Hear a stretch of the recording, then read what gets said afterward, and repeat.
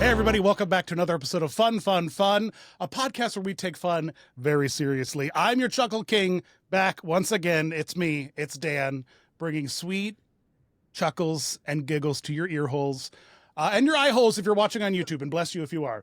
But we know a lot of you are out there listening, and so thank you for listening. Thanks for hanging out with us. With me, as always, is the podcast producer and chuckle wizard extraordinaire, Nathan. Good evening, Daniel. You know, Daniel, when I am thinking of this episode, I have to ask myself, who are the greatest figure skaters of all time? And I think Christina Yamaguchi. I think Scott Hamilton. I think Mickey Mouse. I think Woody the cowboy. Yeah. You got it. You're the right whole on track. plethora. You're right on track. Stitch occasionally. A Forky. All of them. Stitch just really crashes and like falls all over the place and then leaves. He is not graceful. But that would make sense. But you're right. It's funny now. Like, I think kids are more exposed to Disney characters on ice than they are proper Olympians, at least in their hearts. But maybe it opens up the door for a later love of Winter Olympics. Who knows? We're going to find out today on this episode with an incredible special guest. Probably one of my absolute favorite human beings and director of some of my favorite Disney on Ice programs. It is the original star of High School the Musical on Ice, Adam Loosley. Welcome, Adam. Thank you for joining us. Thank you. I'm happy to be here. I'm so happy you brought HSM back into the mix. Thank you for that throwback. When can we? Okay, I'm going to pitch you some shows later on, but I'm going to give you an early pitch right now. Disney Channel classic remix, like High School Musical, and we can bring in some zombies, but Descendants, and I just want all of like the nostalgia of like I do too. Camp Rock. Of those like campy movies. Camp Rock, yes. I think millennials would turn out with their families. I think we would turn out. It's time to start mining the millennial ore that is Disney Channel original stories. We're on the same page, and if you've noticed, I have snuck a few Descendant songs in a couple shows. A Camp Rock one is coming. HSM is coming, you know? Okay. Little taste of what's to come, and but I try to get those in there because, I mean, why not? Why not? Well, I know why, because, you know, you're trying to tell your story everywhere you can, and I get it. You and the choreographer, both named Adam, both come from High School Musical, and so there's always like, we're all in this together moves and stuff. Like, if you watch any of these shows, they're just littered with secret High School Musical choreography. How dare you use the word littered? You just throw that in there, littered with it. You know what? We do pepper it in, a little salt and pepper here and there. Pepper's better. That's pepper's better, right? Yeah, just sprinkles. I can a cornucopia of different words to use than littered. But I will say this: we have a lot of fun doing it. It comes from our background. We bop to the top all the way together. We have so much fun. High School Musical those days, the Ice Tour, were some of my favorite years on tour ever. With Adam, I still talk to many friends that became family. I'm even the godfather of my Sharpay, her daughter and her son. So it was a really special couple of years with a really special group of people for sure. And I love putting throwbacks in our shows now because it came from such a happy time. Right. When you left High School Musical, what was it? Which D was High School Musical? 28A. There were three casts. Really? We take it very seriously. We were A. Which means we did the program shoot. Oh, you know? Were there multiple High School Musicals on tour at the same time? Yeah, actually, we all rehearsed at the same time in Lakeland, Florida, is where the shows all rehearsed together. Hey, I used to live in Lakeland. You used to live in Lakeland? I'm in Tampa right now, just down the road. Well, there you go. Tampa region, baby.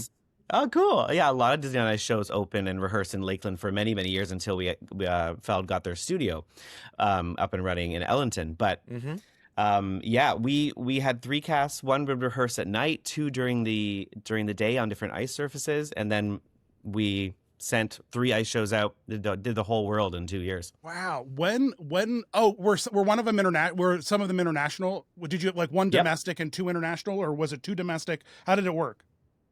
We were on the East Coast. We sent the B cast on the West Coast, and then the West Coast, they did other things too. They did some of, I think, Canada and Mexico. When was the last time? That must have been the last time that happened, right? Like, that hasn't happened since, has it? Yeah, back in Disney on Ice history, they did it again with Jungle Adventures. Good old well, that was Jungle before Adventures, High School man. Musical. Jungle Adventures, right? And Good old they Jungle toured Adventures. the whole world quick, but HSM, it was a it was a fad. It was crazy. The fans were crazy Yeah, it really and was crazy crazy. good. Like we loved it. We really Yeah, loved yeah, it. yeah. I don't think anything's really popped off that large since, like in that kind of way, like where Well, it had Frozen. a wide enough. Well, Frozen, sure. Yeah, it's in every single one of the Disney on Ice shows. We'll get there. We'll get there. Well, it's We'll the get difference there, between yeah. a television show and a movie. Like a movie, you expect yeah, to explode. yeah. A I mean, I would have TV loved to see special. Lost on Ice. That would have been good. Oh, I would have loved Lost on Ice. the Severance polar on bear. Ice. Oh, Yeah. Think about all These are like good the pitches. turns and the hallways you could do on skates. It'd be great. It'd be so great. You know? Yeah. I just looking forward to Lord of the Rings on Ice. Now that's a serious thing. I really think we should consider. Just, It would just be throwing out there. intense. That's Yeah. for sure. K-pop Demon Hunters on Ice, Adam. Where are we? Okay, When are we yes, pitching? I'm here for when that. are we pitching? That I Immediately. want to happen. I Get- have the ice get show in my Netflix head. shoes on the phone immediately. Get them on the phone. 100%. Yeah, And Adam Blake, 100%. oh my goodness, he would love that. He was the one that actually turned me on to K-pop Demon Hunters when we were rehearsing. We were rehearsing for Jump In this last summer, and we watched it in our Airbnb together. And right away, we're like, okay, we've got ideas. This is it. There would be a program where you would launch 3 tours at the same time. Like that's the kind of phenomenon that we're talking about here. Like Yeah, I big can't time. believe it's like Big time. blown out everything Netflix has done out of the water. 3 #1 hits. That's insane. For a I'm here children's for it. movie. Yeah. Adam, it's how really long? great. Like when you try to grab the tail of a comet that is hot and has an electric fan base very quickly, what is that like? Like attempting to ride that wave and not take. As we know, creative processes generally take some time, and that's what makes Mhm. them good. But also, if you wait too long, then there's not an audience for that anymore. What's that process like sometimes? You know what's really cool is that Feld Entertainment and our partners at Disney Theatrical Group, we try to get ahead of it. We try to see if we can learn of films before they even come out, and sometimes we get access to see certain versions of the film before it has been released to try to get ahead of those crazy things, so we can start, those creative wheels turning. Yeah. Something like Frozen. I mean, Frozen, and I know we'll get to it, but what a great fit for an ice show, right? Like it's an easy on the nose kind of thing. So we knew Frozen was going to be it. I mean, I was lucky enough to be a performer on that show when it opened. I was Hans. I don't know, as I got older, I started becoming a villain. I don't know how, but I don't know what that says. Age comes for us all. So yeah. Right, but Hans was really, really fun, and I'm telling you, we have never had crowds like that. It was just such a fit. That first year, we were opening up 3rd level bowls and adding shows weekly. It was a crazy, crazy time, and it felt in a way like grabbing that comment of something that was just really, really growing in popularity, and then just being right in the correct medium for that to really, really soar, and to be a part of that was really, really special. That's such a good point, though. The medium is a huge aspect of that. Like again, Lost on Ice would not have done nearly as well as Frozen on Ice. Although with the polar bears, they're right. The polar bears, everybody would be waiting for the polar bears. But yeah, it is that medium that kind of like, and I actually want to go into that almost with the first show, because like Inside Out 2, you bring ice hockey to Disney on Ice, and it's the second time we've done that with Inside Out. But like just to like kind of lean into the medium being so like sometimes just kismet is like, oh yeah, well, Inside Out is she plays hockey, Riley plays hockey. Let's just make that the show. Yeah. So yeah, it's sometimes the story really lends to the medium in a way that Frozen, and I guess, I mean, you personally were directing and like involved when Encanto like took off, and you guys kind of grabbed that and like added it to a show, and then did like a 2-act kind of with Encanto. Like when, like that's a big decision to like make half a show one movie these days. Like it's just not something you guys do anymore with Disney on Ice. So Right. And that actually happened in the creative process. We weren't always going to do that. We started building the Encanto section for a 15-minute segment in that show for Frozen Encanto. And then as we got into it and we got further into these songs, the production numbers were just there. The music was there. It was all there. Yeah. Frozen, we were able to condense and put into Act 1. And then I feel like the company was a little bit nervous. They didn't know. And then all of a sudden we were like, okay, Act 1, Act 2, we have a whole retelling here. Right. And that happened when we were building it, really. And that was so fun to be a part of, because again, I mean, that show specifically, we really leaned into the contrast between the two, right? Like Frozen and Encanto couldn't Oh my be gosh, more huge different. contrast. Yeah, it's perfect. And we loved that. Like it made it really fun to watch. They sound different, they feel different, there's different movement, even the casting is completely different, right? So it was fun to like be totally Yeah, it's totally fun to go you to know, Frozen and Encanto, and not to break the illusion, but all the citizens of Arendelle are Colombian, and then all of the all of the Colombian citizens are all Arendellian. It's so the like when the two shows have to like flip casts. It's so cute. tough. It's tough. That's a tough cast. Yeah, I'm sure Cassie Yeah. was like, "Oh no, this is a nightmare." but But the they did such a representation great though job, also and that is show's doing great. phenomenal. It's phenomenal. Like Oh, with Encanto, with Moana, like with Asha. And Asha's another good one where I know that you guys had the lead up. And to answer Nathan's question, they had Asha locked and loaded, a whole segment for her that they dropped in the weekend of her movie when I think Let's Dance was on tour, like 2 months into it being on tour. Asha wasn't in the first 2 months. And then the movie came out and they dropped her in and like had a segment with her and Star. Right? It was Let's Dance that they did that? yeah. Yeah, it was So- with Magic in the No, Stars. Magic in the Stars, which is now it's Yeah. gone now. It's gone now. Yeah, Let's Dance is a full proper Asha segment. But yeah, Magic in the Yeah, Stars. 'cause then we knew a little bit more about it. We knew how it was landing, and I really like the music in the Wish section. Actually, the Wish segment on Let's Dance is one that I'm the most proud of. I think I really like how it's told. You I just think want to the be writing King is really Magnifico. clever. Don't you lie. You're just dreaming of the day to get back on the ice and with that staff. I know you want to be King Magnifico. I know it. 100%. That Yeah, would be you're my in your choice. villain era, If like I you could said. choose right now, I would be elevated on that platform. Oh my gosh. Those green fireworks, bang, bang, And he has all he Powerful. controls all the wish orbs, that whole sequence. You choreographed it. You directed it. It's in the sequence. I know. You know what? That whole number, like this is the thanks I get. Come on. And the skater, I mean, he's just phenomenal. Yeah. And he really brought it to life. I could never do it like he does it, but I dream about it. Well, that actually leads me into a really interesting thing. And I let's not bury the lead. I went on tour with Disney on Ice effectively. I went to see all five domestically touring Disney on Ice shows in one weekend, 70 hours. I started Thursday night and I was done Sunday afternoon at the matinee in Denver, Colorado. Have you ever heard of anyone doing this, even corporately? Have you even tried to see all five shows in 1 week? No. I have not. I really don't think anyone's done it. Yeah. It's Yeah, really yeah, cool. It was something my that... guess, if anyone, it would be probably in the casting department because they travel a ton and they know all the skaters and they make a lot of visits. But so my guess would be Chantel Stringer or Judy Thomas, two fabulous casting directors that I've worked with over the years. They did a lot of travel, but I don't know if they've done in that condensed amount of time, Dan. So this is pretty cool. It was a pretty wild adventure. I drove to the first floor and then flew to Denver, Colorado to see Let's Dance. And I started with Jump In. And so I thought maybe we could just kind of run through the shows really quick and just hit on them before we jump in and talk about the adventure. Yeah, jump in. I make the joke in. It's like, let's jump in to jump in. And to call back to Wish, you and Adam and Disney on Ice and Feld, like and then Donna, all of you have this magical ability to make me enjoy Disney films I was not fond of. And Wish is a really good example, and Moana 2 is another really good example, both in the show. Both on my adventure, the Wish segments that I saw and the Moana 2 set, man. And what is it? Because you get to take the bops, you get to kind of remix them and re-record them with your own Disney on Ice team, and condense all the goodness of this 2-hour movie into just 10 minutes. Like, what's the secret sauce that you have to make me love movies that I was like, I'll never watch that again?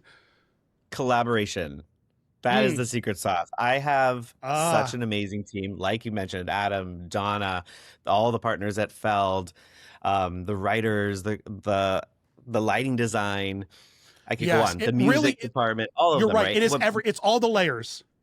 Yeah, because I can bring ideas to them, but they're expert in their field and they elevate everything I bring to them. They really do every time. It's amazing to be a part of a team that is just so collaborative and we can throw things around, good ideas, bad ideas, but something comes from it, Right. And together we choose the very best parts of the film that we think people are going to love seeing come to life in a new way, in a new medium. Right. Whenever you Right. add ice to anything, you add flow and speed and athleticism, right? Disney on Ice fuses together athleticism and theater so well, Hugely. and it elevates things, and you experience it in a whole new way. And people like it for different reasons too. My brother, when he comes to the show, I have an older brother, Jay. He likes to sit in the front row because he likes to feel the speed of people zooming by him, right? My Sure, mom, yeah. she loves sitting at the back and seeing the whole picture and trying to get inside of my head of what I was trying to create. So Yeah. people like it for different reasons, right? So I think it is collaboration for sure. It is also fun to look at these films, and I agree with you. Wish and Moana 2, and I feel bad even saying this, but I love watching the ice show better than the films. Yeah. For those two, for sure, because I got to choose all of my favorite parts. Yeah, you got to expand where I wanted to expand.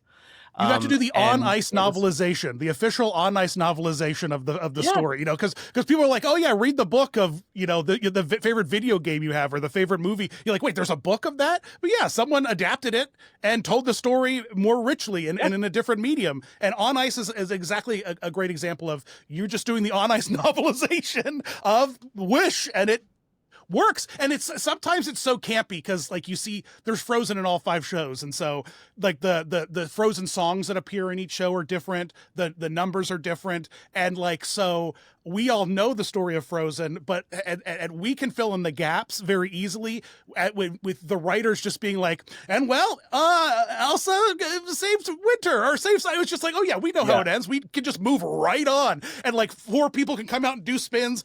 Olaf and Anna can spin, and then they hug and like segment over. And like, yeah, and we know how that ends, you know. And so Adam, it is an interesting. Do you ever have people come that don't know Frozen? Like, do you ever bring someone in and you're like, what does this look like to you? As not that that's the audience that you're going to normally get, but like, I'm wondering if that is an interesting perspective to get the Cliff Notes variation and feel like, yeah, no, I still got the show. Like, I know what's going on. I'm happy with it. Right. That's a really interesting. Obviously, for Frozen, it's a hard example because I really think our audiences are pretty much knowledgeable 100%. Yeah. But it's to think of someone coming to the show and let's say they haven't seen any of these films, will they still get it? Right. And that is something we ask ourselves all the time. And that is really the writer. Her name's Suzanne Francis. I've also worked with Marshall Pellet. They look at these stories and make sure we're hitting those milestones that make sense so that we are authentically telling these stories with integrity. I think, because can we use Zootopia really as an have some example? great Because stories to tell.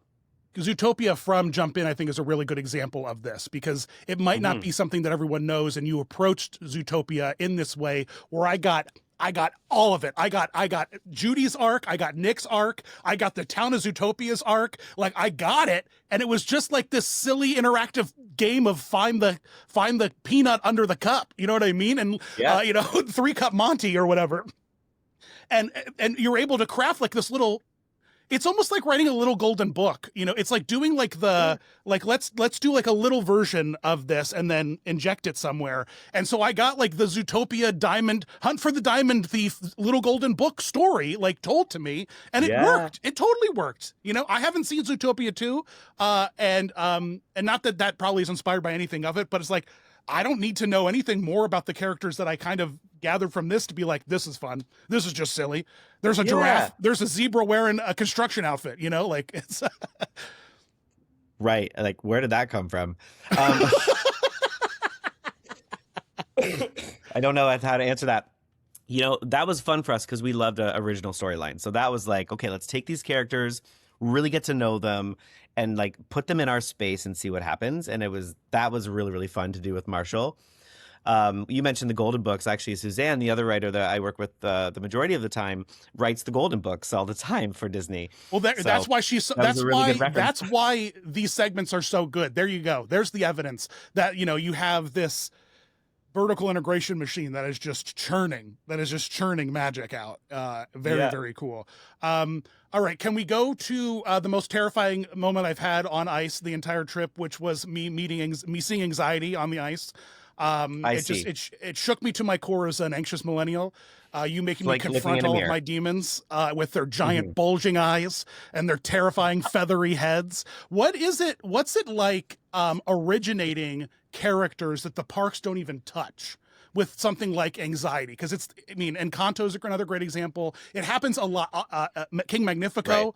a great example. Why isn't he at Oogie Boogie Bash at Disneyland? Like, come on, he's a home run. He's the magic mirror, for crying out loud. So what's it like developing characters?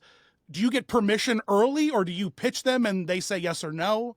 Like, how does it kind of work? Right. I mean, we have the incredible ability at Feld Entertainment to collaborate with Disney Theatrical Group. So they give us so much references and materials ahead of time that allows us to really dive in. How are these characters going to move? How does it translate from their movement in the film to how they're going to skate? And how does that translate when Adam takes over and choreographs for them? So all of that is really, really thought out ahead of time. We work with the performers on their character physical animation, their facial animation, so that we can bring animation to life on our Frozen stage, right? It is really fun to do. Anxiety, all of the emotions, they're so fun to work with because, I mean, obviously they tell you exactly what to do in exaggerating formats, right? If you're sadness, you're sad. It's a very on-the-nose kind of performance. So anxiety, we could all really draw from 2020, I think, and Baby, I can draw from it now. They're not. Yeah. No difference. I'm drawing from today. Endless Well. yeah, it's lingering. But we can all draw from something. So it was really, really great. The actor, the skater inside, obviously was just unbelievable to bring it to life. Like BT Dubs, super Disney Dan fan. I got to meet the actress inside, and who also has another part in the first act, which of course she was incredible, absolutely incredible. Super Disney Dan fan. I had no idea because in Jump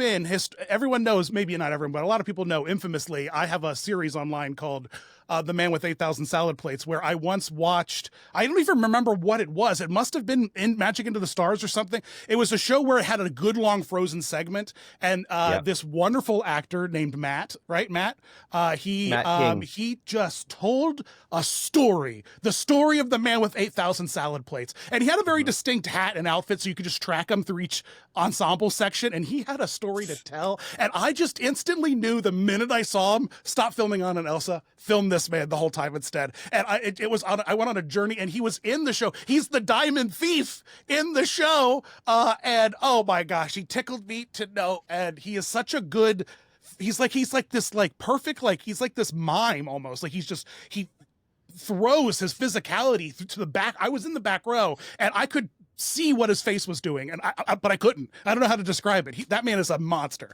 He's incredible. Yeah, no, talk about a ham. I mean, he was so funny in that and Jump In. He really sells it for us. I was so happy to see him in that. What a legend. Like he really makes that number for me and makes people laugh. I'm so glad that you recognized him from your salad plate journey. And I got to meet him. After the show. I got to meet a couple of cast members after the show, and I love it. I got nervous because I know that legally, like the Disney character integrity, legally, if it's a face performer, we can talk about their actions on ice. But if it's a costume performer, it was anxiety out on ice, and I had a great time hanging out with her. She's the man. Well, no, she's not. She's the worst. She's anxiety. She's anxiety. There you go. Terrifying. Nathan's got it. But disgust and fear, also costume characters on the ice that are nowhere else. And how do you feel about Disney parks boosting your anger design? And because that is your anger design, but your team putting the head of the performer into the flames of anger is a gimmick that Disney on Ice did 10 years ago. And now Disney parks rolled it out like, look what we came up with. Nah, it's time to sit down. Adam, isn't it nice when people like Dan will show up and say things that you can just nod and not get in trouble? Yeah, no, that's great. And that's exactly what's happening. I know you collaborate with those teams. And honestly, the reason why Anger is the way he is on ice is because that team collaborate. Like, it's not like you're off on your own building costumes for characters and Disney's like, good luck, like it was in 1949. It's a very different story these days. And all the people that would make the decisions for the parks are also approving. Like it's a big collaborative effort, so not to throw I'm looking shade, over here, like beside me in my office here, I have a hockey stick, and it was Anger's hockey stick that got cut from Jump In. Because how the heck is he going to hold a hockey stick? That was my fault. That's on me. over there. No magnet on I wish Earth I was was strong kidding. enough for that one. No, Donna knew. Donna knew. She did tell me, but I went for it Right anyway. from the That's beginning. on me. Sorry, Donna. Now, Adam, you showed us beforehand, and I think this is a good time to show it. You do have another prop in your area that I think speaking our of a visual living room listeners full of would love to props, see. what's this? Just the story? casually down here. It's hard to see, but it's okay. Here's the thing. It's a ginormous headphones for Mickey from Let's Dance because he was a DJ, right? But again, this one's on me because we were like, okay, how do you make headphones for ears that are this way, right? Yeah. So where do you hold it? So then we rotated one to be like here, right? So that he could hold it to one ear and be cool. Oh, yeah, like he's listening. Yeah. Yeah, which in theory is like, oh, that's a great idea, Adam. Great. But his the headphones ears are flat, massive, aren't he's they? holding it out like this. It's like, so it got cut, and it's now in my living room. Adam, as he pitches shows every year, he's like, "What diabolical thing can I design that will end up in my living room because it'll get cut?" Yes, a hockey stick for anger, headphones for Mickey Mouse, a giant pin cushion for Daisy's fashionista. What else do I need? End tables, Goofy's end tables. Got some weird stuff. There's more, but the headphones are the best one, and they're really popular when people come over. They sit in the living room. Everyone wants to try those on. Oh, yeah. Mickey's a great DJ, though, right?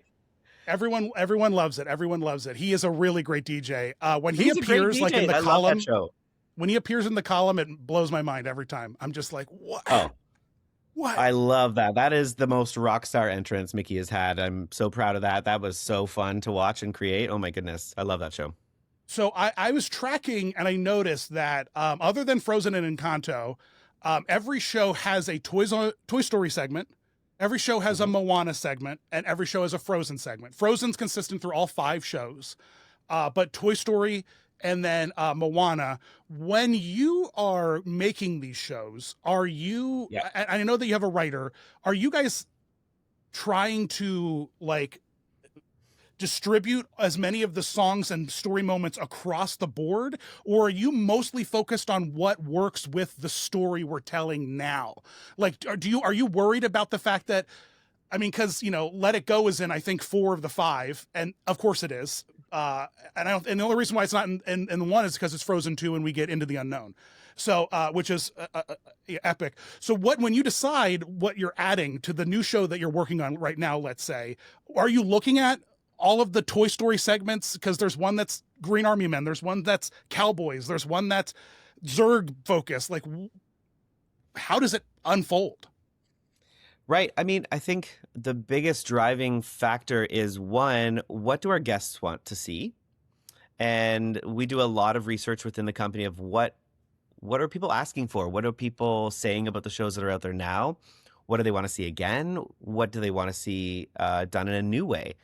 So we really let all of that research from the company really drive our choices for our next production. And we also know, like, what is super popular right now? What do people really want? What is the new film? What is the new IP that we really want to lean into? For Toy Story, like Zootopia in a way, you have this ability to take and create original storylines within that IP. That's, you know what? Now you say it, they're all original, aren't they? They're all just... Yeah. Instead of a retelling, it's a moment where we can be interactive with the audience. We can use these characters that are so like well known and loved in new, interesting ways with our show, with our show's message. So we love those that we're able to do that. There's other moments where we love diving into the story, right? Frozen 1, we dive into many segments there. We've done Frozen 2 in 2 different ways to highlight 2 different, big songs, whether it's Show Yourself or Into the Unknown.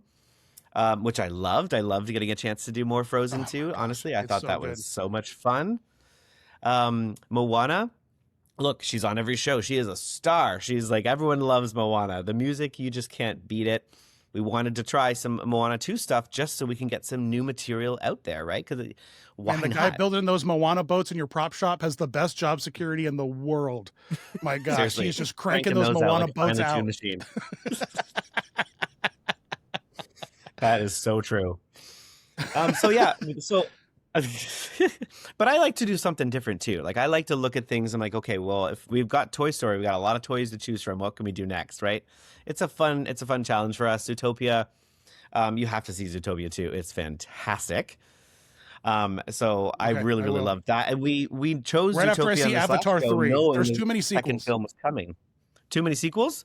Yeah, sorry. I was just saying I'll see Zootopia 2 right after Avatar 3. There's just too many sequels. Sorry, didn't mean to interrupt you. What were you saying? I haven't seen that one yet either, but I just did a marathon to catch up, so I think I'm ready to go now. I'm not kidding. I really did. That's my Christmas movie, Avatar 1 and 2. Sivako. I'm very So we have need to do a Christmas. yeah. There we go. Done. That's the end of the podcast. I would love a Joke. version where they just digitally put Santa hats on all the Na'vi in both. I mean, they could do it. They could do it. We have They the could do it. technology. Special. Give me a Christmas We have special. the That's all I'm technology. saying. Speaking Yeah, of Christmas, how did you like the Christmas pre-shows you saw?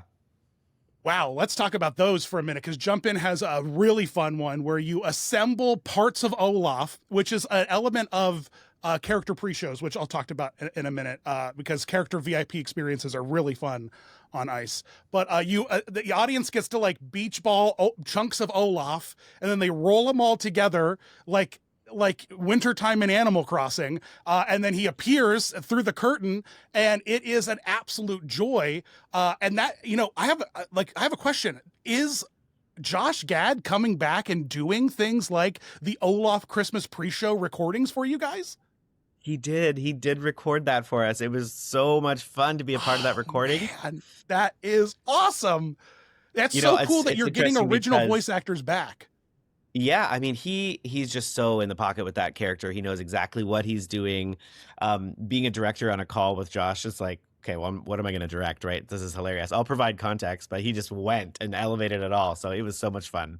That's really cool. That's really cool. Is he the biggest pull you've gotten to come back and voice the character? What are some of the bigger that we would be surprised to find out that like, oh yeah, they came back to keep the voice going? Tim Allen? Really? Yeah, That Buzz is Lightyear. interesting. Not always the Whoa. case. Really? Interesting. I know that. Let's see. Gotta pay I for know that that- cabin in Michigan. Takes money Yes. for that. That's a Michigan cabin. Yeah, I know it's Woody's brother. It's Jim Yes. Hank. Yeah. And which is Yeah. the coolest. I love his story, man. The coolest, and I love it. I don't want to hear Tom Hanks and any toys on ice, video games. You keep Jim working, all right, everybody. So you Tony guys Hale do have. for the voice of fear. I met him once. Really? He's the nicest guy. He's so the sweet. best. And he was the one that we were just riffing, and he wrote one of my favorite lines ever in Jump In, where he's like, does anyone realize we're skating on knives? I laughed so hard.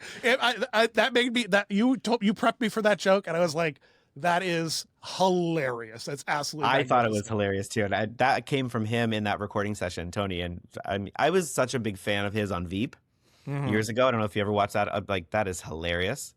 Yeah. So I was excited to work with him, and he did not disappoint.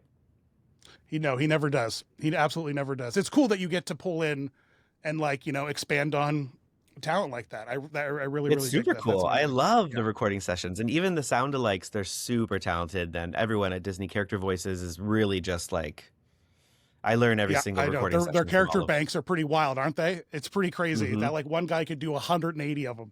So it's wild. It's wild. Road Trip Adventure. I know that you didn't participate in, but that was my second. That was my second trip. Did you ever perform in it? Were you ever a skater in Road Trip Adventure? No, 'Cause you it's know an what? I've older never show. watched that show. It's an older show, Really? but it is fantastic. But I did hear my only connection to that show is that when it was rehearsing, I got to ride in the Magic Mobile. I got to ride the Magic Mobile. And Whoa! I know it you did. was, Tell me about it, because will never be the same. It is super fun. what segment did you get to ride in? The Incredibles segment? Incredibles. The Incredibles. How The Incredibles. exciting. The So single. explain to the audience the Magic Mobile if they don't understand. Okay, sure. Because my mind has it as Adam, an go ahead. Indy 500 pace car. You set for it some up. You reason. set it up for us. So they're on a road trip. There's this great Magic Mobile that has kind of a trailer in the back that audience members can be in. There's A cameras in there. physical You're ride up on the vehicle. It's like a screen. Main Street vehicle car. It's like a big like glowing driving car. on the ice. Yeah, it's like basically a Zamboni with people inside, which would be a really fun idea, by the way. But Let's remember that all together collectively. Yeah, yeah. let's I have a then we're Zamboni driving pitch around for the you, ice and you're actually. I have a within these Zamboni segments. pitch. Oh, I love that. I can't wait. We'll get to put a pin in it. We'll put a pin in it. Good. But yeah, no, you're literally on the ice and the action is happening around you, and you're in there with 2 live hosts as well that are on microphone, and you get to be up on the screen. It's really exhilarating. That's When awesome. The I was single riding most on it, thrilling thing ever that's happened to me. Oh, I'm it looking is. at it My right now. friends were skating around. It is a really worth it experience. Yeah, it's So the greatest I Disney love that ride you I've were. ever I been on. knew you'd be in the car. Yeah. Of Oh yeah, course. they definitely got me on. It beats out anything I've ever done. It beats out Haunted Mansion. It beats out Cosmic Rewind. It beats out Rise of the Resistance. I was physically saved by The Incredibles. They saved me. They saved my life. Yeah. It is incredible. Like, why isn't that a dark ride?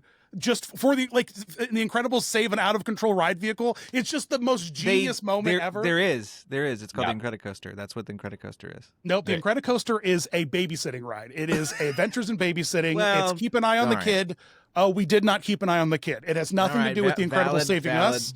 We are put in charge of an infant, and it's Okay. it's dangerous. Yeah, Road Trip Adventure is definitely a great show, and then the live action elements of it. It's one of the only shows I think right now on tour that acknowledges like live action versions, such Yeah. as Mary Aladdin. Poppins and Aladdin. Yeah, And yeah, Mary yeah. Poppins. Yeah. And it's weird. It's real weird hearing Lin-Manuel Miranda sing in a Disney on Ice show. You know what I mean? With that Mary Poppins number. Because I'm used to hearing his music with Moana and with Encanto, but to actually hear him singing, it's hilarious. It's quite a moment. So so I know you did you work on Mickey's Search Party, which was my 3rd show? So Mickey's Search Party, yes, I did. Mickey's Search Party, I was lucky enough to open as a performance director. So I toured and managed the cast as an artistic director that was touring with the unit. And I did that from its opening, from the creation of the show, right until when it closed down before COVID. So that was my last family that I had on my tour family on the road was Mickey's Search Party. I love that show, and I love those people. It was a really special place for me. For sure. So I know that show very, very well. Let me ask you about touring. I'm curious, like, how long are you on the road? Mhm. And I've never heard of, like, touring's rough, like, in general terms on people.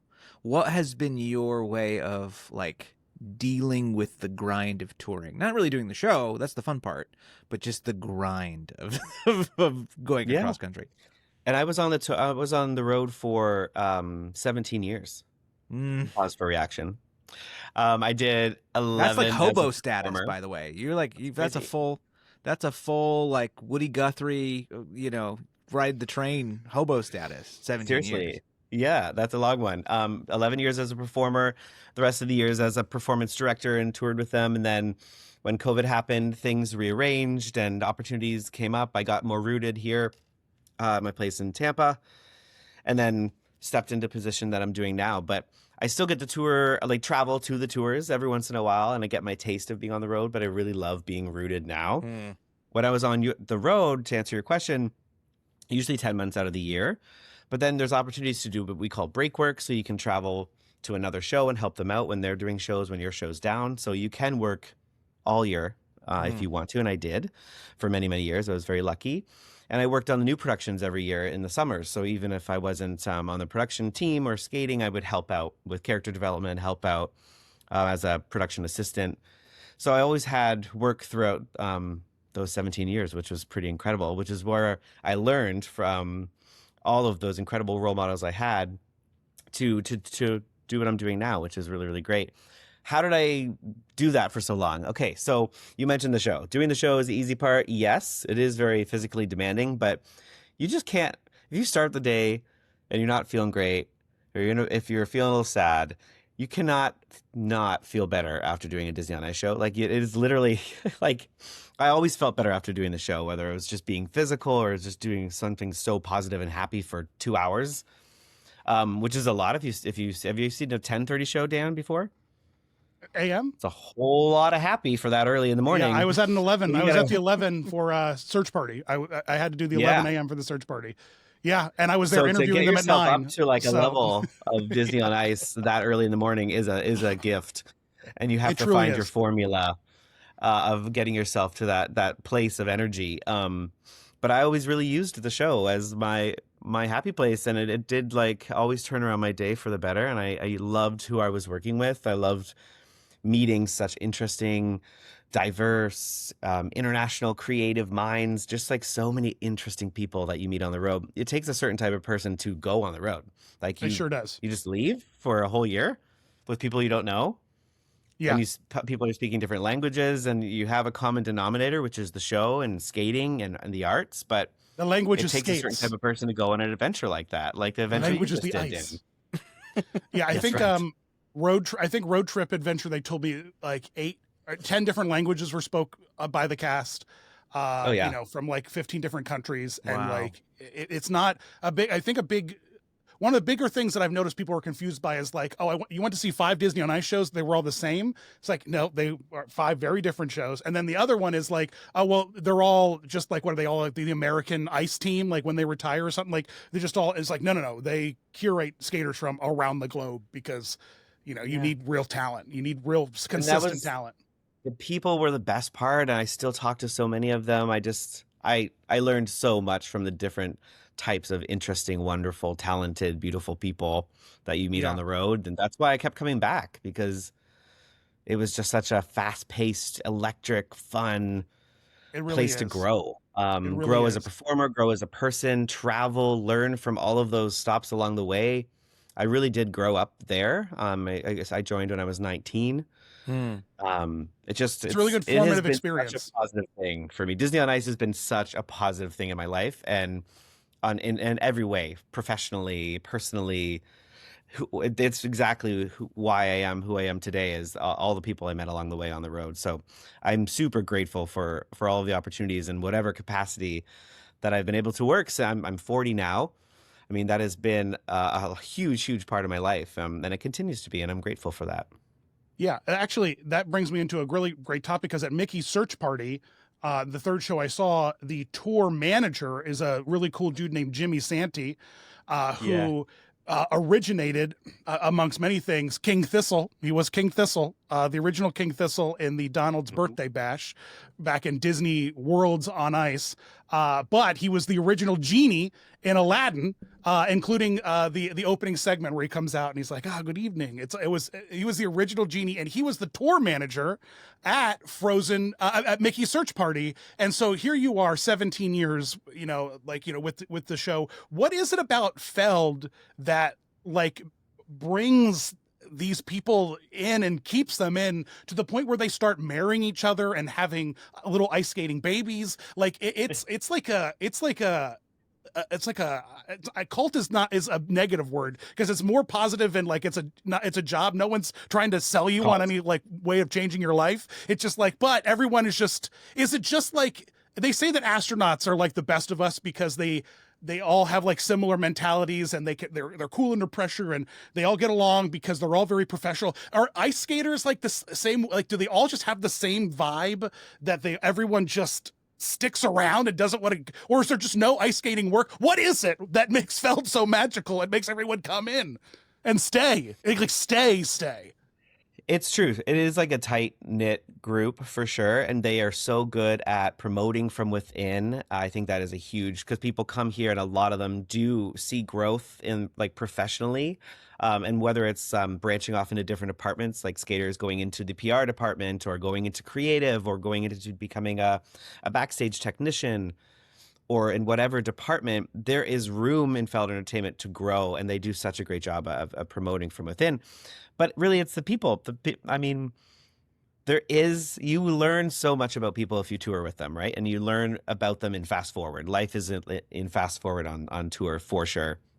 So you build bonds, and maybe you don't see them for quite some time, but whenever they come back into your life, you pick up right where you left off. Now that seems to be across the board. If you were on tour, that is just a quality that you have. You can be in the same room with someone and remember when you were at the Eiffel Tower 10 years ago, and you just literally pick up where you left off. Yeah, but absolutely. There's also a vulnerability when you're performing with people, right? Like you're on the ice and you're performing different language. Yes. There's a vulnerability. Friends. You're putting yourself out there. So you support each other and you become really, really close and bonded.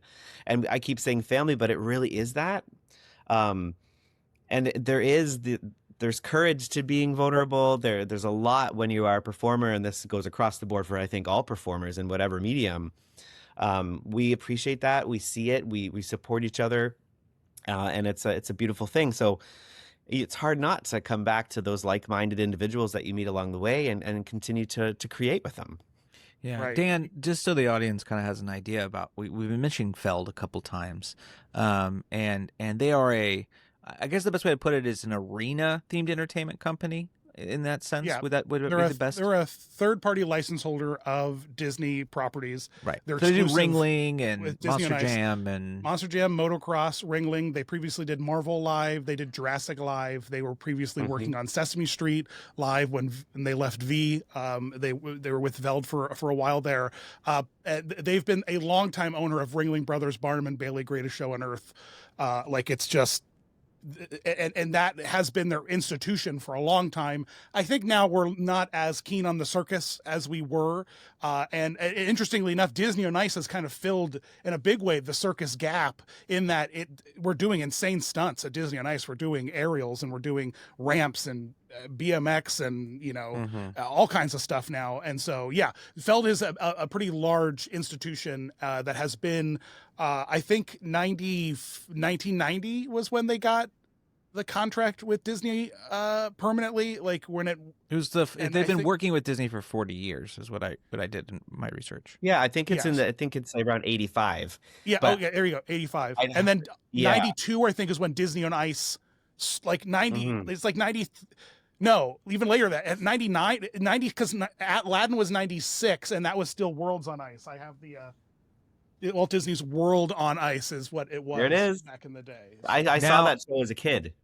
Well, I was going to bring Me this too. up. I was going to bring this up at some point, and it's connected theoretically, and you've put it in perfectly. We should just talk a second about not that show, but the 1995 Kurt Browning, Christina Yamaguchi Aladdin CBS special, which was Okay. Aladdin. Well, it was this show. It was that this exact show? It was this show intercut with additional filmed segments with different actors, with the cartoon, Yes. and with special shot segments with whoever the two were. I can't. What were the names?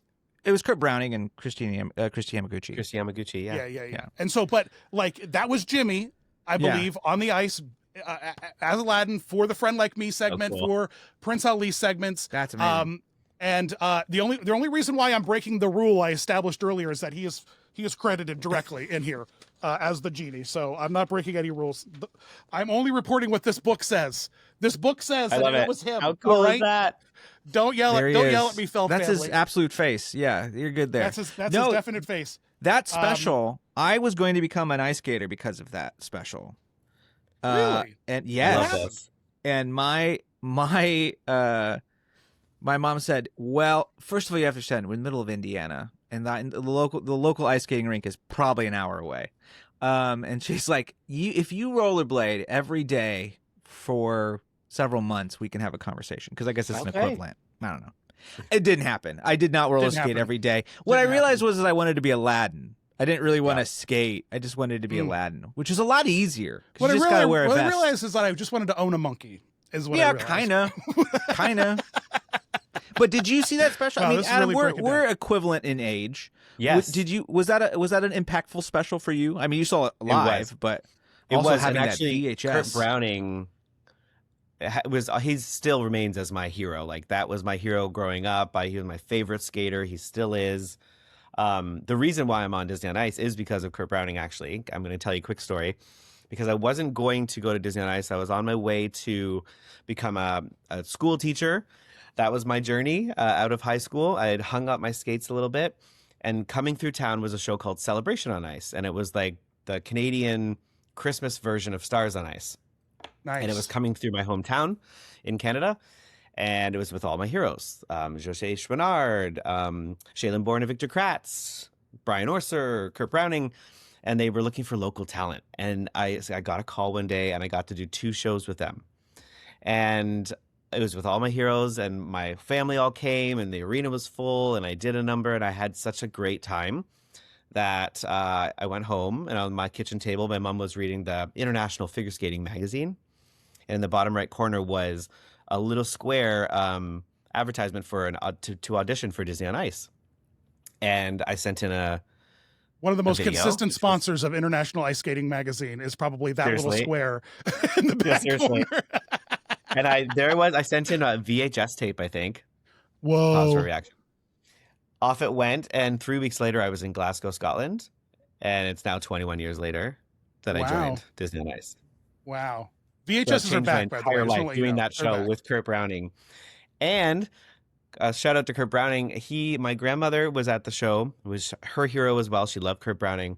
There was an opening night party that I was invited to that my grandma couldn't go inside. So I asked Kurt, I was like, can you come just say hi to my grandma? And he came out, sat beside her, and talked to my grandma for quite some time, made her entire year. And it just like spoke to his character. And I just was it your grandmother's love of ice skating? That night and that show changed my entire life. Was it your grandmother's love of ice skating that opened the doors for you into ice skating? Was she the fan that was the connection? She was definitely a fan, but my mom skated. My mom and dad both skated growing up, and that's how they met. They met skating You're together. all a bunch of Nepo babies, you skaters. Every time you talk to a skater, it's like, yes, my father and his father it's the same before with him. jugglers or any sort of like unique physical thing. Yeah. It's like you got to grow up seeing it, you know? I grew up this in a is the skating advantage family of Nepo for sure. babies. You truly live in the environment, and then you're good at it. That's the thing we don't talk about, is that. It's when you originate a role at Disney on Ice, I think, like, I've met so many people now that are still with a company that, like, the feather in their cap is that they originated a role. How many of the people that work around you are role originators that, like, that's the thing that got them hooked, and they're now, it has to be a substantial amount of old skaters that were role originators, right? Like some like Jimmy, like yourself.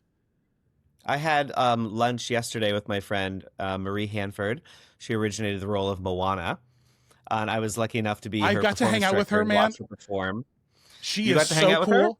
Yeah, when I was down for Let's Dance, I got to meet her, and I was like, "Listen, you get a tattoo on your arm that says Original Disney on Ice Moana, and you show it at every meeting. Like, you just never stop talking about how because first and foremost, I saw her perform twice. The most joy I've ever received. She emanated joy out of her. Like it like pulse, like her aura filled the arena with joy. Especially that one move where she crouches down. You know what I mean? And iconic. You know what I mean? She is the iconic Moana move. Whatever it's called. You guys won't ever tell me what these moves are called. I ask all the time, and you're like, it's not, don't worry about what these moves are called. But I want to know, what is that crab walk move thing that she does?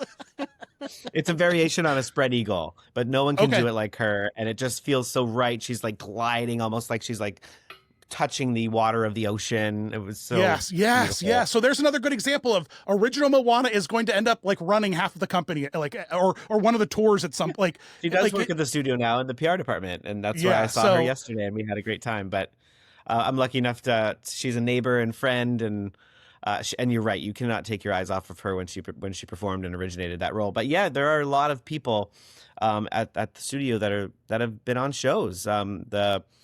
The senior director of production Jay Vaught used to be a performer. Director of production Michael Havda also performed and was a performance director and has worked in operations. Like, we all have worked our way up from being performers or being on the road even. So sure, it does happen. Well, it's the best group of people to manage it, if you think about it. Like Jimmy being the tour manager with 30 years under his belt, 40 years of experience under his belt, is like, I would want him permanently attached to anything I'm doing if I was running the company. Like, I mean, like, and you as well, like niche. The knowledge that you have, that you've accumulated, is just worth its weight in gold. You know, like, no one else is going to know what you know. You know what I mean? Like, it's just. And Jimmy also, you know, he has a son and 2 daughters on the road. Don't I know it? I got to see his son as the pirate. Because he hurt himself, I guess. So he was on like one of the other tracks. So he was pirate with red pants, and I got to interview his fiance, who was the show host, who I learned later. And then I went to see Frozen and Encanto, which was the next show, and you directed that one, right? Yes. Okay, great. And at Frozen and Encanto, Elsa was his daughter, Jimmy's daughter, and her mom, who Jamie. Jamie, I had the booklet here. Jamie, who, by the way, is the original Snow White from Disney on Ice. And then their third daughter's in like Belarus or like I don't know, Amsterdam with Disney on Ice. It's like that's what I'm saying. Is there something in the look? I'm hearing daughters and fiancés, and Disney on Ice sounds pretty hot. If all I'm saying is like things are. It's the single best dating app ever. Is Disney on Ice. Disney on Ice. You should do the family tree. Actually, don't. It's probably very scary. But no, I'm too busy trying to map out a family tree of just where every show appears, where every character appears in every show. That's enough. I don't need to start tracking family lineage. You don't need to do Ancestry. Disney on Ice. Ancestry.com. Dan's just taking DNA throughout the trip from different people. He's doing Ancestry for them. 23 and Ice. What is that? 23 and Me. Right? Yeah, 23 and Ice. That's funny. That's funny and also, again, scary, probably. Yeah. With Frozen and Encanto, now that we're back to a show you directed, what is a... Yes, tell me everything. What is a thing that you have to consider when you're making and you're directing a show for an arena-size space? Because I'm an actor, and I am used to the idea of working with a simple proscenium stage. And proscenium is the thing that goes around the stage, picture frames the stage. It is typically the fourth wall that we break through when we break through fourth wall. But I've also had some experience working on thrust stages, which is, I would consider and compare what Disney on Ice is, which is a stage surrounded by an audience on three sides. So you have an audience to your left, your right, and your front. And you can, move throughout them. What's it like? Because you're playing to house seats that are, 700 feet away versus 20 feet away. Like, what are you thinking about when you start directing something that's that huge?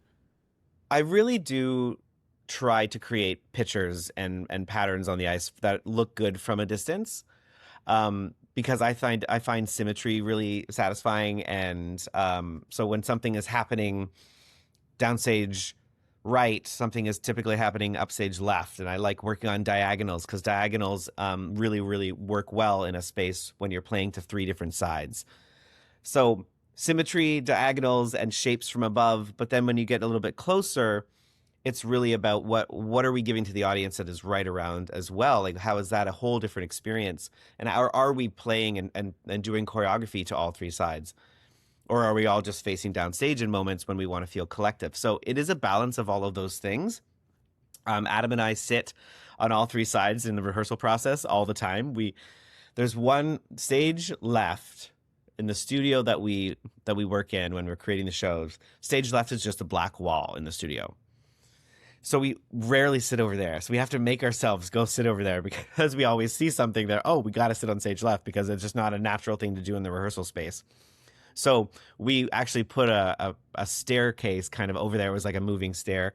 We would sit on the stairs and watch the show from that side to make sure that we're playing to stage left as well as we are to right and downstage. So it's very premeditated of how we are playing to all three sides and when we want to be collective and play to downstage. So it's a fun challenge. And then when we get into an arena where the seats are really high up, we move around the same, and that the performers really need to know how to sell it all the way to the cheap seats and where they're sending their energy, because that matters. Right, like whatever we give, we get back. And are we sending it up high enough? Are we opening ourselves up to the audience that are up the top? So all of that is a part of their performance development individually. And when we're building it, it's all very mathematical.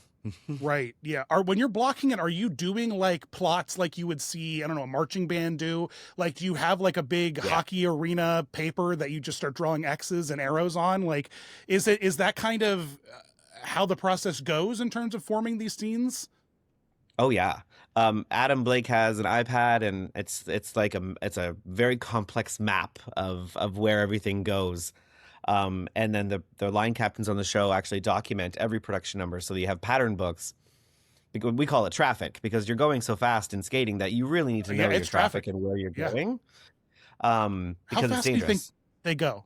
What's the fastest you think one of your performers is on ice in a show? Ooh, I'm not sure if I know the number to that. Okay. Somebody look it up. Somebody look up I've how seen fast, the stat sheets. It's one of the few stats. I know the mileage of cable on each of the shows. I know the heaviest prop, but I don't know. I'm just curious how fast an average skater goes. I don't know that number, but it's fast. And as You're gonna Gary find would say, Dan. You're gonna find Dan with a with speedometer. knives on, so you got to be careful. Yeah. Dan, how much The does a fastest speedometer speed cost? skater is 64 miles an hour. So let's just say tricks are half of that, 35. Yeah, Let's yeah, just say yeah. 35. Yeah. Which, by the way, is the speed at which most car chase scenes are filmed at when you see them on TV and movies. They're filmed at about 30 miles an hour because that looks fast and dangerous. It doesn't need to be any faster than 30 miles an hour to make it look visually like the stakes are high. So there you go. I mean, I did not know that. That puts it all together. Will there ever be an Adam Loosley production that does not include some type of EDM glow in the dark rave number? No, the answer is no. No, the answer is no. No. Here's the thing. Do you feel They're targeted cool. or seen, Adam, in this What's moment? that? Do you feel targeted or seen? Yeah. Seen, very seen. Yeah. Good. No, I love a good UV light number. Come on, it's fun. It's like we have Always. this opportunity to use these amazing lights above. Why not drop into a completely different visual? You've been watching ice skaters for 2 hours. Why not have a number where we really switch it up? And it's always a crowd pleaser. It's fun. It is. You know, let's go to the club. Let's Dance is my version of a club for sure. Oh, it definitely is. It's super, and That- it even delivers with the. That's the other one with the holiday pre-show that I got to see, and that even Yes. delivers into club vibes in a With serious DJ way. Freeze. Yeah, DJ Freeze. Yep, absolutely. And what a wacky Goofy and Donald coming out and just causing chaos, absolute chaos, is so silly.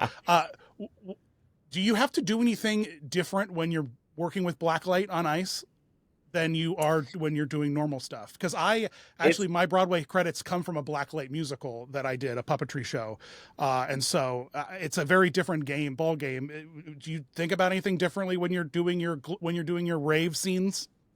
My rave scenes. I love it. I'm such a raver. And also, when are we going to get like the light up fingertip gloves, like the guys who do? I thought those? about it actually. I did. know what I I mean? did. Like- Do those I did play in think the back about of the that. house? I don't know if those. But are I did playing. LED poi in Let's Dance. That was Yeah, my you You did version the that I poi. You landed did the on. poi, and now Jump In has bars and light up doorways. Yep. Yeah. has, oh my has goodness. lightsabers. Yeah. I do They feel were very doing a lot of this, seen. Adam. I don't know that they're just holding the Yeah, a bars lot of like that. A lot of that. I love stuff that lights up. I love stuff that glows. I like rehearsing with the lights down, with those light sticks, and seeing how they look. When you're doing a UV number, yes, you have to get the costume on. You have to turn the lights off, put on the UV lights, and see how the actual costumes are going to move with while they're glowing. Right. The bats on Jump In, I think, was one of our most successful UV Very cool reveal. number. For Very Matangi, cool. Adam spent like a lot of time with the performers with those wings in costume with the UV lights on, practicing on those movements. And you have to be so precise because if you're out of Everything line, pops. yeah. So it does take a little extra, but it's worth it. Come on, we want to be at a party. It's so great. I love We don't it. want to I do a love it. show in the daylight. I'm trying to remember now what's got it. Coco has a glow in the dark number. Moana has in Let's Dance, right, with Tamatoa. Is that the glow number with Tamatoa? Shiny, yes, yeah. Which is a crazy puppet, a really beautiful puppet. Which, by the way, Wait, it is Disney Theatrical Group, they duped your puppet. I don't know if you've seen Moana on the Disney Treasure, but they I did. not to again to throw stones. First they copied your anger, and now they copied Donna's Tamatoa. The disservice, the distaste. I guess you guys stole the Sven design from Disney from their Frozen show that they did. So I don't know. Dan, it's a partnership. Okay. Dan's very combative. I don't know what it is. Collective sharing. No, of man. beautiful In the At the in end arts, of the it's Christmas, no sharing Dan. with the arts. Well, it's No. Christmas. No Christmas. I no think Christmas. here's a funny story with the UV that I think you'll like, Dan. On Let's Dance, we in the Under the Sea, right? Because that's kind of a crazy number. You got octopus, you've got Yes. turtles, you got sea creatures. All the daughters of Triton are flying in the air, which is incredible. It's kind of like, whoa, there's a lot going on here. And then what we tried to do in the bubble machines, we put UV Bubbles. like quality to the bubbles so that the bubbles would glow, which sounds really cool. But it left crazy things on the ice all week long, like stains. Like, Adam, we used that's them on for me. our show. We went too far. I went too far with the UV. That's on me. but we used so them. we did not I go with used the them, UV bubbles. those glow bubbles with Imagination, the show I did, and it was the single greatest danger that we had when we were on tour, because I went on an international tour with it, and I did it in New York.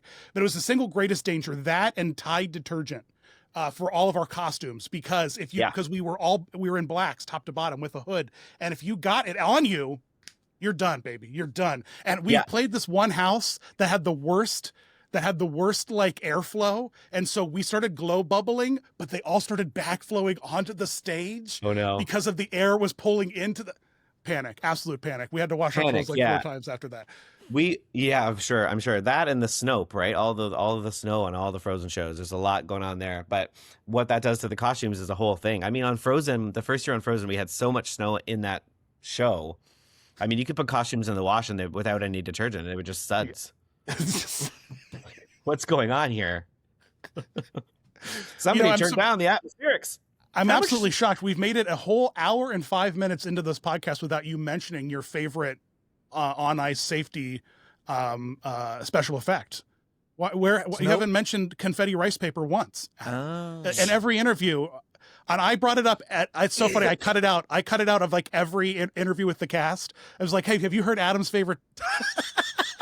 Sakina's at one point, she's just like, all right, you have to stop bringing that up. You have to stop bringing that up. And I'm just like, well, I want to know if the cast knows it's safe, that the rice paper is safe. Your skates go right through them. Oh, what a great find that was. Honestly, I'm going to talk about it again. I can feel myself, but no, it was such a great find, and I'm doing it again in this next show. I'm not even telling you where, but you'll see it. Is another Encanto number, or are we going to use it differently this time? It's going to be different. Okay. Dan, I don't know about this confetti rice paper, and I'm sure listeners don't as well. Yeah, Isabella, so when you toss confetti in the air as a skater, it is dangerous because it goes on the ice and you can't skate over it if it's Mylar, right? So you're going to go right down, and it's like it's a nightmare. So, but who doesn't love a good confetti falling in the spotlight around Isabella and Encanto or wherever else I'm going to use it? Wish, I used it in Wish as well. It looks amazing. It's worth it. But we found biodegradable rice paper confetti that you can skate through. You can even eat it. And it gets there and it melts away on the ice and you can glide right through and you get magic, but safe. Wow. Yeah, magic, but there safe. You go, kids. Adam Loosley's rice paper secrets. His rice paper secrets. I like rice paper confetti. I like fabric flowing through the air. I like a good bubble. I like a good Snope. A really good fog, a theatrical fog, you know. And how much Snope fire. you go through in a Frozen production? How much Snope? Gallons. Yeah. There's trucks. There's a lot of snow fluid that Disney on Ice uses. Like there's truckfuls. That's crazy. They need to invest in they just need to buy the company that makes snow fluid so that they can just, like Disney did with fireworks. All right, Adam, I have some show pitches I'd like to bring to your attention. Bring it. Because I know that you're in the room where it happens, if you will. All right. So first thing I'd like to say is that I want to throw back to the 1955. I think I have it. 1955. Back in the day, 1955, I believe, Walt Disney used the Greatest Show on Ice to promote the parks. And it was a park-centric Disney, well, this was an Ice Capades. John H. Harris presents Ice Capades, but it was a theme park centered Disney on Ice to promote all the wonderful things in the theme park. Now, I don't know if you know this, Adam, but the theme park is loaded with banger songs, really great songs. Great. I know you use some of the parade music here and there. I've seen you do it. I do. So how long do I have to wait until we have a proper, right down the middle of Main Street USA type Disney on Ice? Well, I need it. I want it. I want it so bad. Give it to me. Give me more Disney parks on ice. Thoughts? So my second show I ever did as a performer was D26, which was The Incredibles in a Magic Kingdom adventure. And it was an original storyline. And in The Incredibles, the Power family went to Magic Kingdom. And each production number was a ride. They went to Haunted Mansion. And it was a waltz. They went to Jungle Adventures. They went to... How do I not know about this? This is so cool. Electric Parade. It was exactly what you're describing. It was a really, really great show. It ended up becoming a Disneyland adventure where the Fabs went through the park. But it opened and it was The Incredibles, and it was a really, really fun show. They went to Alice in Wonderland. They did the Teacups ride. It was really These were cool. all, like, props and stuff you had, like ride vehicle props on the ice? No, it was just we would open up it was a brilliant Segments. show. Sure. Yeah, it was like the teacups we actually did have though. We did have teacups flying around there. That was fun. We had It's a Small World that was full of a lot of fun See, props. this is just what I want. I just want all What these... year was that?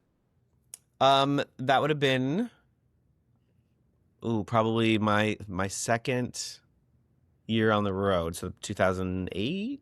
It's time. It's time.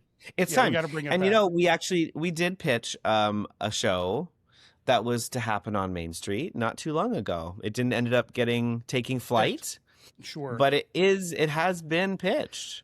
Okay. It's Some been- cool it's- ideas. it's in the You never works. know when that could swing back around. Okay. Because okay, Disney on okay. Ice, I mean, look, it does a great job of bringing the park to people. And like, if you're not able to get to the park, the reach of Disney on Ice, the international reach is incredible. And we do like to think we really bring the magic to hometowns that maybe people don't have a chance to make it to one of the parks internationally. So, we Adam, love that. I think what it's is a great your idea? what is your favorite international audience to play to? Japan. I was about to say, I just as a They're so fan cool. of Japan myself, they really get into it. They get into it. They're super fans. They appreciate talent. They know ice skating. They clap for good ice skating moments, right? The real ones that ice skaters would clap for. And they're just such a gracious culture. I love Japan. Brazil is also really fun, completely different experience, but they're rowdy and fun and loud and rambunctious and just full of And like it's the really so much only life. official outlet for Disney parks is Disney on Ice.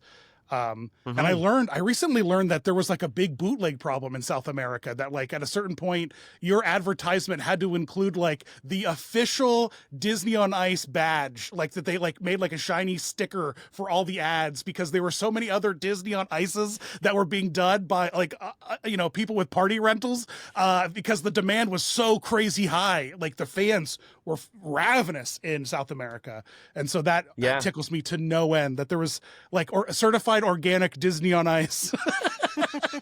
Or whatever. Organic. Sounds like a granola bar. Yeah, USDA approved Disney on Ice. I do like some of the knockoff merchandise internationally. I have a couple like really cool mugs and T-shirts that You can't beat it. Sometimes the guys selling they're a stuff couple in blocks the away parking from lot. the venue, but they're good stuff. Yeah, sometimes the K-pop vendors in the parking lot are selling cooler K-pop merch than whatever. I don't know about cooler. We got some cool stuff on our concourse, that's for sure. Different. Hence why I said Oh, there K-pop. you go. All I branding. used a different example. I didn't use Disney on Ice. I went K-pop. I didn't want to throw stones at the merch team. The merch team does very well. I'm a huge fan. All right. I love it. I Look at went with that. Olaf binoculars, and by the way, I say this in the video, I'm beyond thrilled that we're keeping the opulence alive for 4-year-olds of going to live theater. Mother. Oh yes, mother. Thank you for my fine spectacles. I can now see the shininess of Goofy shoes. Like it's Spectacles. like, yes. And do you have any Grey Poupon, mother? But they have a pair of binoculars that are flotsam and jetsam, and their left and right eyes line up to be the cool. very clever bit of merch. Very clever bit of merch. I also got my Stitch cup with my. Yep. And I ate Stitch brains. I got. By the way, you can go all blue, all red, or all yellow with your cup, with your icing. You don't have to do the mix. And what did you choose, Dan? I went all blue because Stitch inside head parts, all blue inside. And she went hard on the syrup. She gave me a lot of syrup. It was a little aggressive. But you could go all red, all yellow. You could do a yellow snow cone. They all taste the same. They're all the same flavor, apparently. It's just snow cone flavor. The colors are just to make it look jazzier.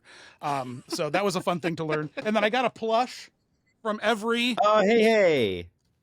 I got a plush Stitch from is the every best. show that I saw. Oh, they keep coming. So I got... What's that? Star. I got avatars. I completed my Infinity Gauntlet of Disney on Ice plush, and now I have the ultimate power. So yeah, merch team is really killing it. I like the merch team a lot. I'm surprised you don't have a Pua in there. I had to go Hey Hey. Hey Hey's my man because I dress up like Hey Hey a lot and yell at Moana costume characters. You yell And at so Lynn. he's just You yell at Lynn. I once dressed as Hey Hey and met Lin-Manuel Miranda. I was like, Hey Hey, No way. there's video on my It's TikTok online, and Instagram. You got to see it. He was very gracious, and my kids are like, Dad, I can't believe you did that. And I was like, I'm gonna meet Lin-Manuel again one day, and I will say, hey man, I was the guy in the chicken costume. And And he'll be he's gonna remember. I remember you. You know, so That's how it works. He went Always to a Disney on Ice. He went to Frozen and Encanto one year and Oh, did he? posted about it. And I was like starstruck. It was such a cool thing to see him post about that. Well, sweet guy. I love that. Dan, what other pitches you got? Yeah, tell me I more just, pitches. Just solely on the name alone, I just want to say, Dive In, great show name for like an aquatic, Nemo, Ariel, anything ocean, anything water related. Dive In. I'm loving Dive In. We've jumped in, but we haven't dove in. No, dive in, not dove in. Dive in. Come on, let's dive in. Dive in. Yeah, Hey, we'll go Dan, underwater. What you probably don't know, Dan, is ice. That's Frozen. just frozen water. Don't I know it? It's perfect. It is. It is tricky to do some of the underwater things on ice. Oh my gosh! Your Nemo with legs is my favorite thing that's ever happened. The Finding Nemo fish with legs. Gosh, I love when Disney does fish with legs. Nothing makes me happier. It's not just Disney. The parks do it too. Fish with legs takes me out every time. Absolutely takes me out. All right, now here's my serious pitch. Here's my serious pitch. I don't know if you know or not, but in the Magic Kingdom, in the year of our Lord 2030, it is estimated that we will have a new land solely dedicated to villains. Now, I know Disney on Ice has tiptoed around here in the past, but I believe it is high time for us to now ride the great marketing wave that the theme parks will push, and you just get that extra SEO push with it, you know what I mean? To do a full get villainous show, like a show that is all villains in hype and in conjunction leading up to crossing over with the opening of Villains Land at Magic Kingdom. I would love to see a full-on villain show where just the villains take over. You know what I mean? Thoughts? I love it. I love that too. I mean, villains have so much to bring to the table. They always have great songs. They always have over-the-top, huge personalities. They've got humor. People love to hate them, They love, there are some classic ones out there. So I'm on board with that pitch for sure. And I will tell you this. I went to see Unfairly Ever After. Yeah. This year, and I was very inspired. Yeah, it's pretty fun, especially because there's 3 different endings, which I think is kind of cool. Depending on your favorite villain. Who came out on top when you saw it? It's always Maleficent. I mean, it's always Maleficent. Yeah, totally. Yeah. One, I've heard that canonically from the cast. I think Hook is only won twice, so no one ever gets the Hook ending, which is tragic. Which is absolutely tragic. But I like it. How do you feel about the theory? I know you're a Magnifico stan. How do you feel about King Magnifico being the magic mirror? Ooh, inside his. Ultimately, at the end amulet. of Wish, he becomes the magic mirror for he Snow gets White. stuck in there. Yeah, and it's so him cool. now. That's him. He is canonically, because Wish tried to connect all the Disney movies, and I finally figured out who we have to blame for all this, and it's Stephen King. Stephen King, 40 years ago, was like, we're gonna have a multiverse we're gonna have the Pixar theory for me. You know what I mean? Yep. Toadash space. And that turtle, too much Stephen King. They never thought through the fact that while he was coming up with this, he was desperately on cocaine the whole time. Oh yeah, riddle. So the Dark Tower, all these kind of not a insane good time for Stephen King. And so now we Pixar theory everything's got to be connected now. But he's King Magnifico is, and here's the fun fact: on the proscenium, I learned this. On the proscenium, there's all the mirrors that he uses. The center mirror only has one villain appear in it, other than the magic mirror's face, where all the other mirrors have other villains that pop in left and right all the time, and that center magic mirror only ever features King Magnifico. Ah, so it's him. So I know that you like a Magnifico. So Adam, is it more fun to play a villain than it is to play a hero? okay, so I I don't know. I played Woody and I played Hans. Those are my two that I'm like thinking about. Ryan has, his sister was more the villain in High School Musical, but they're very different things. It's always fun to be a hero, and there was on Toy Story it was Toy Story 2 and Toy Story 3 in one show. And that was really, really fun to be the hero, and to his friends are always like, making sure he's on track. But then there's something about Hans when he's just like denying kisses and slamming doors and has that cape Gosh. Well, at the end of the show, you just walk back to the costume room a little bit differently as a villain. Sure. You just have like your shoulders are back. And look out! I'm on my way to company meal. Yeah, I don't want to call anybody There's something out. powerful about it that is really fun. It's the good camp, It's the good. Yeah, camp. We love. When it. I saw Jump In, there's two Hans like jump spins that he has in his first number, and he ate it on both jump spins. He ate it hard on both. But I have to say, maybe we changed the choreography for that to be what happens, because the crowd loved it. The crowd was obsessed, because we knew his intentions, and so the fact that he ate both his falls, we were all just like, yeah, Hans, you suck. Yeah. The crowd really liked it. So I'm saying maybe the choreography could change, that Hans is a bad skater. I don't know in his what insurance segments. thinks about people beefing. Yeah, I'll consider it. There are pratfalls. There are safe ways to pratfall. There are safe ways to pratfall. When I was Hans back in the day, we were in Brooklyn.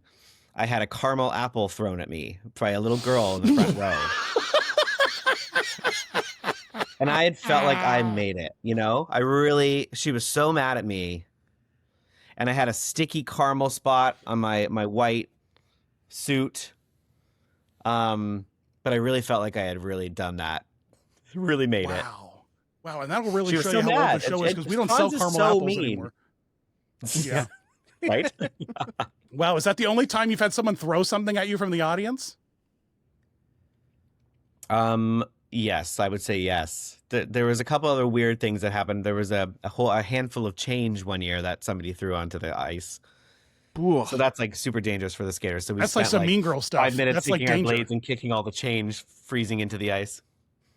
That was a weird one. Yikes. Yeah, the ice is dangerous. Now, musical in Brazil, we were throwing T-shirts.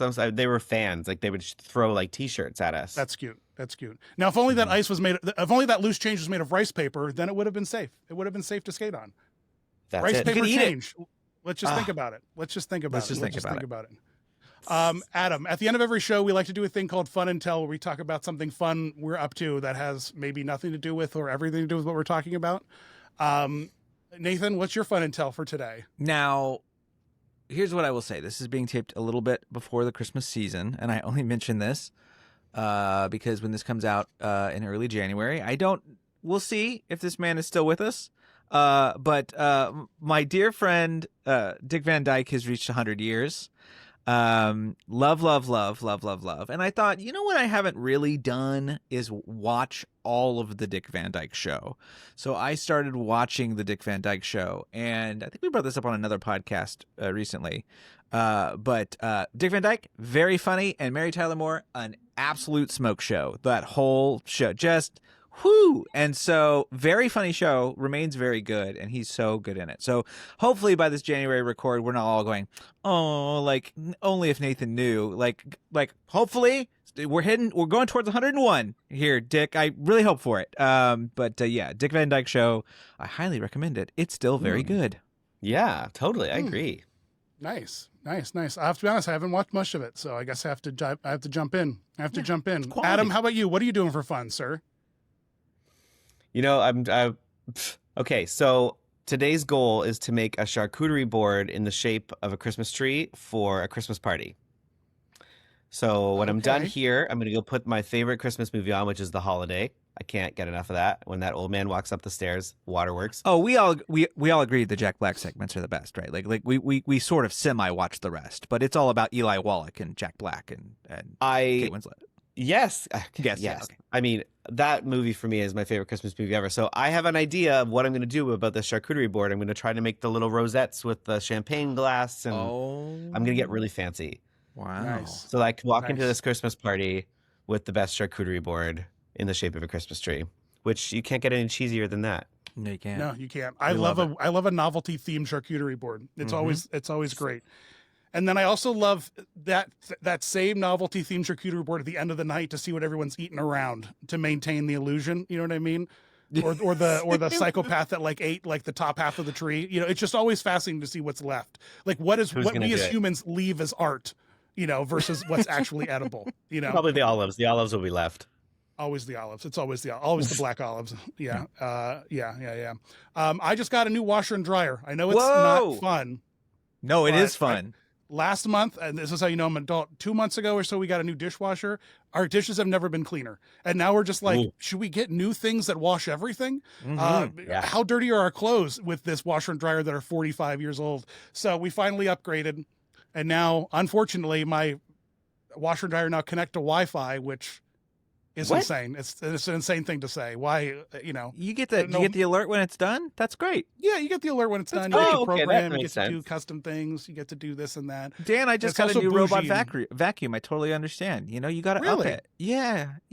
Your mind's got to think like this. And look, I own a cat, and I'm constantly paranoid it's going to push around puke piles, so I just don't ever turn it on. No, they're very good at finding them now. But my belief is, and I'm very pro labor, so I'm not saying don't replace this with this, but like some people go, I don't know if I want to spend a couple $100s on a robot vacuum or a new nice thing or whatever for cleaning. And I'm always like, if you would pay someone to come in and do it for you, think what that would cost. And if you can save that time this way as well, it's fine. Do it. I'll for get yourself. a robot thing once they have like one from the original Sims game where you had like a robot that you could like turn on and it would like wash the dishes. I don't know if anyone remembers the robot made from the original Sims. It's not part of Sims 4. They got rid of. No, I just remember like throwing up and dying and being sick and not ever getting to my third shift job. That's as far as The Sims got for me. So wow, bad timing. And look at you now.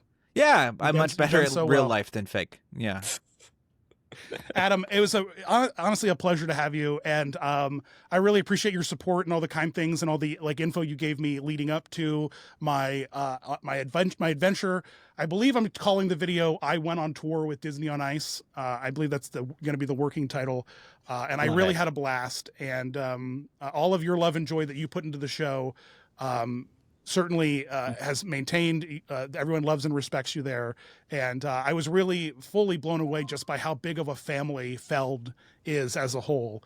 And so it's I really appreciate being welcomed in. My gosh, Feld, I'm available. Just hire me. Just sweep me away. I'll stop making YouTube videos. I'll just come be whatever you need me to be. I don't care. I was just looking it up. They're looking for a host for Monster Jam. So do you want to do play-by-play for Monster Trucks? Yeah, I'd watch that. I'd watch that. Absolutely. Absolutely. That. Yeah. Vroom, as long vroom, as the Rock Monster Truck is still there. Are we still doing the Rock Monster Truck? Is that still happening? I don't know. That's not exactly my demo. Specialty. Monster Jam. I'm sure you're probably shocked to hear I don't know much about it. No? You don't choreograph monster trucks and motocross? It's funny. I did actually just do a show with it was called Moto Motion this summer at Busch Gardens, Tampa. So I can't say I haven't done wheels before. It was a motorcycle show. But Monster Jam, I don't know a lot about it, but I have been, and it's a blast. But But I can see you as a host, Dan. I can tell. I can see that. Oh yeah. I'd smash it. I'd absolutely smash it. You too, or I'd Nathan. just be the host in Road Trip Adventures. I don't need to know how to skate for that one. No skating for that host. You just walk You could drive the bus. Listen, it's so funny. I got on the Magic Mobile, and there was a woman driving it up front with the steering wheel, but then there was another man sitting in the back of the Magic Mobile, just surrounded by luggage. And I was like, what is this man doing? Why is this man here? And then eventually Goofy pulls the steering wheel off of the car, and no one is driving the car. It's like, oh, that's what that guy's doing. I could not understand that guy. I felt like such an idiot when I finally put two and two together that guy's really driving the Magic. That's hilarious. Quick, my final pitch for the Zamboni. Now, look, I don't know how available it is, but I know that you put like Anna and Elsa or Mirabelle or, Moana out before the show. I fully believe that Kristoff, the performer who plays Kristoff, should be dressed as Kristoff riding shotgun on the Zamboni. Harvesting inspecting ice. the ice, not harvest, but inspecting the ice, making sure it's good. Like canonically, it would be like kids would love Kristoff out there like checking the ice like after it's been Zambonied, or because they hilarious. put like I people love on the that idea. Zamboni. They put people on the Zamboni, at games and stuff. So I know that they have seats for Kristoff, and then Kristoff can be, he can check things out. Kids would eat that up. They would absolutely eat that up. I'm just saying. Adam, you have a book too. You want to promote? Oh, thanks. Yeah, I do have a book. You have a book? I call it my quarantine creation. My friend Daniel Henke and I, he did the illustrations, and I wrote the book about my brother's kids. It's called "You Are a Great Story," and you can find it on Amazon, everybody, or Barnes and Noble. That's so sweet. That's adorable. You Are a Great Story. Yeah, it follows my two nephews and my niece. It's a choose your own adventure. It's super fun. I love it. And it's about just choosing every day to have a great day. Awesome. That's amazing. Thanks for that. And I'm a Nathan. great producer because I knew that and Dan didn't. That was really nice. You could head on to story author. adamloosley.com and get your book today, everybody. And Dan, in this moment, I would just recommend if you could find some sort of filter where bio confetti just disappears. Rice paper. That's how I want this to finish. Done. Either that or put me in UV lighting right away. Bam, UV lighting, bio confetti. Right. There he goes. We'll see what we can do. We'll see what production can. Yeah, that'll take me 20 minutes to figure out, but I'll get it to happen. We'll make it happen. Thank you guys Thanks, so Adam. much for Thank this you, Adam. opportunity. I loved it. I had a great time.